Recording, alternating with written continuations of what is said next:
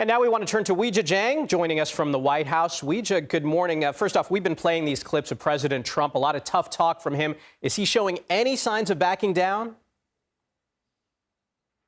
Well, when it comes to China, Michael, certainly not. I think he's been pretty clear what he expects Beijing to do. But as you guys were just talking about, that seems to be backfiring because China is standing firm in saying that if the U.S. follows through with additional tariffs, that they will counter as well, accusing the Trump administration of, quote, blackmail. As far as where he stands on other countries, remember, there are about more than 60 countries, actually, that face these reciprocal tariffs that go into effect at midnight. And the White House has sent mixed messages about whether he's really open for negotiation, whether these are permanent. So someone asked him directly, a reporter in the Oval Office yesterday, what is it? Which one is it? And he said, well, both things could be true. They could both be permanent and there could be negotiations. And of course, Trump prides himself on being the deal maker in chief. And he framed this yesterday as sort of a once in a,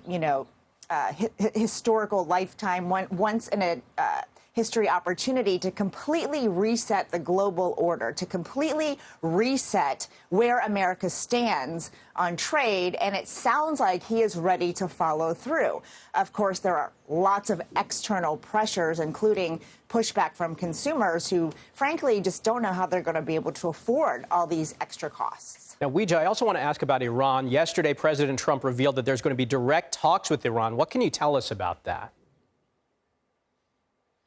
Well, he says that they are going to be at the, quote, almost highest level. So we don't know exactly who's going to be at the table. But the fact that direct talks between the U.S. and Iran are happening at all is very significant. During Trump's first term, he pulled out of an agreement that was brokered with several other countries known as the JCPOA to curb Iran's nuclear ambitions. And now he wants a new deal. You can see on your screen that Iran's foreign minister said that there would be, quote, indirect talks in Oman on Saturday. As for those direct talks, we don't have specifics yet about exactly where they will be or who they will involve. But again, this is significant. And President Trump was not mincing any words.